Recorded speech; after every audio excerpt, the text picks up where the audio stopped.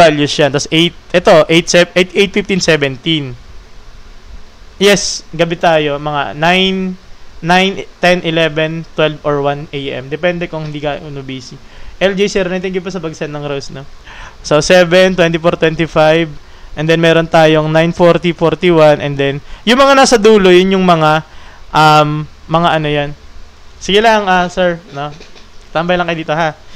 So, ito yung mga memory. Ito yung pinapakabisado ko, no? Yan sila. Thank you po. Uy, thank you po, sir, sa mag-send ng daming rose, no? Thank you po. Yung mga pinakamalalaki dyan, hypotenuse. Tawag natin dyan primitive. Bakit primitive? Kasi para silang base, no? Ano naman yung non-primitive? Tingnan mo nyo dito. Ito, non-primitive. Yung 6, 8, and 10. Non-primitive yan. Bakit?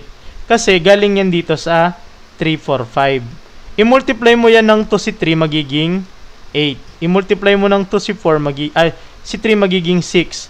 Si 4 i-multiply mo 2 magiging 8.